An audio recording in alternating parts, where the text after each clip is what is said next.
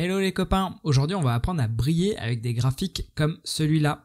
Ce sont des graphiques de type jauge. On se retrouve dans un instant.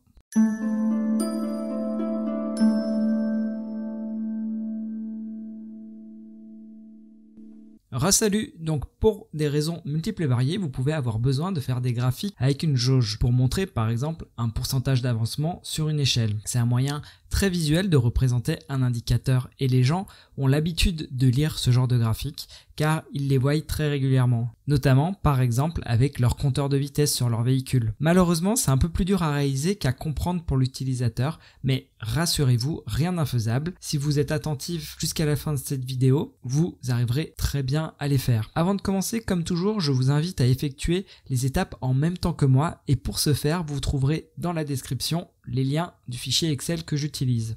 On met un petit pouce bleu pour se détendre et maintenant on y va. Donc petite partie théorique, Excel ne sait pas faire des graphiques en mode jauge. Il faut donc créer un premier graphique qui aura pour objectif d'être le fond de la jauge et un deuxième graphique qui sera lui-même la jauge. Donc je commence à faire le premier graphique et je vous explique après pourquoi j'ai mis ces données là. Donc vous sélectionnez vos données, insertion, graphique recommandé, donc là vous allez dans tous les graphiques et en fait pour le premier graphique il nous faudra un graphique j'imagine en secteur mais comme ça, un peu en beignet si vous voulez. Donc nous avons notre graphique, là on a la moitié de la partie qui est en jaune, donc moi ce que je veux c'est la mettre en mode invisible, donc mise en forme, remplissage et là je vais mettre aucun remplissage et ensuite je vais faire tourner mon graphique, donc je vais le sélectionner et je vais mettre angle du premier secteur et là je vais mettre 270 degrés. Et ensuite je vais diminuer l'épaisseur de l'anneau afin d'avoir quand même une largeur plus importante au niveau de mon demi-cercle. Donc là normalement ça devrait commencer à vous faire penser à quelque chose. En fait il manque juste la jauge et j'ai envie de dire que notre graphique il est presque prêt. Alors comment j'ai fait pour faire ça? Déjà ce qu'il faut comprendre c'est qu'Excel il sait pas trop faire les graphiques en demi-cercle. Donc on doit un peu magouiller pour lui faire un demi-cercle. Donc si vous voulez là les trois premières lignes correspondent à mes différents secteurs ici. D'accord, vous pouvez, si vous voulez, faire plus que 3 secteurs, à chacun, en fonction de son projet, de prendre sa décision. Dans tous les cas, vous devez avoir une quatrième ou une xème ligne qui va être égale à la somme de tous vos secteurs au-dessus. Comme ça, lorsque vous aurez fait votre graphique en rond, forcément, cette dernière ligne représentera autant que toutes celles du dessus, et donc elle prendra à elle toute seule la moitié du cercle. Donc la première partie étant réalisée, nous allons ensuite mettre une jauge. Donc pour ce faire, il faut cliquer sur le graphique, clic droit, sélectionner des données. Et là, nous allons faire ajouter une nouvelle série. Donc le nom de la série, nous nous en fichons. Par contre, nous allons prendre ces données qui sont relatives aux données de l'aiguille. Et nous faisons OK. Et encore OK.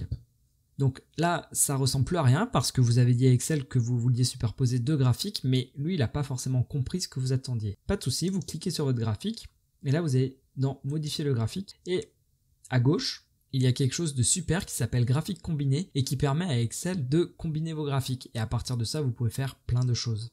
Quoi qu'il en soit, sur notre graphique, on a série 1, série 2. Donc là, on va, au niveau de la série 1, laisser en anneau. Et au niveau de la série 2, par contre, on va prendre un graphique de type secteur plein parce qu'on veut que notre jauge soit pleine. Et ensuite, vous voyez là, on a axe secondaire. Et en fait, ce qu'on veut nous, c'est que l'axe secondaire soit le secteur, donc la série de données 2. On clique sur OK et voilà, on voit plus rien.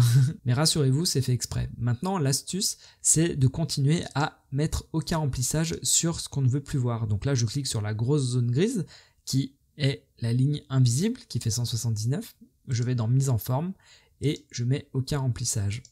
D'accord? Pareil, je prends la partie bleue, je vais dans mise en forme et je fais aucun remplissage. Donc là, il va falloir refaire une rotation, donc on reclique dessus, nous choisissons 270 degrés. Donc vous voyez qu'il n'y a qu'une partie de notre graphique, la série 2 qui se tourne. Donc là, nous allons cliquer sur la flèche et choisir série 1. Donc là, pareil, on refait 270 degrés. Et là, on commence à être pas mal. On va changer la couleur de notre aiguille. Donc moi, je la veux en noir, par exemple, avec un contour noir. Et donc là, on commence à avoir une vraie jauge. Donc juste pour vous présenter le graphique jauge, on a 3 données, donc on a la partie invisible, c'est exactement comme tout à l'heure, il faut que ça fasse la somme de tout ça, moins la valeur de la jauge, moins la largeur qu'on alloue à la zone.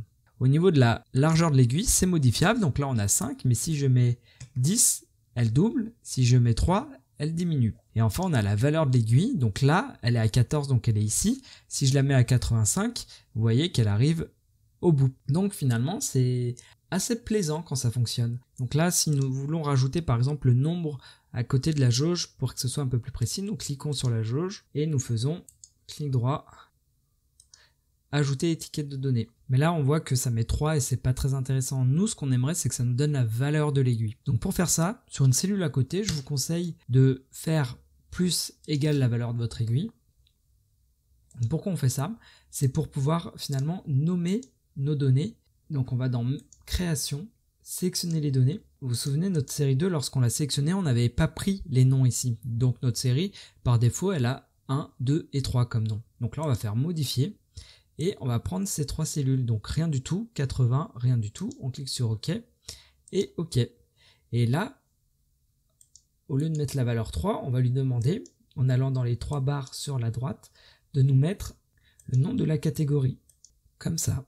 Et donc si par exemple, je modifie la valeur de mon aiguille, ça met bien la nouvelle valeur. Si je mets 58, ça va bien me mettre 58. Donc voilà, on en arrive au bout de cette vidéo. C'était peut-être un peu plus compliqué que ce que je peux faire d'habitude. Il existe bien d'autres types de jauges qu'on peut faire. Ça fera probablement l'objet de d'autres vidéos. On peut par exemple faire un thermomètre à la verticale. Quoi qu'il en soit, un gros merci pour ceux qui sont encore là à ce stade de la vidéo. On se retrouve très bientôt pour d'autres vidéos. N'oubliez pas de vous abonner pour ne pas rater les prochains tutos. Portez-vous bien.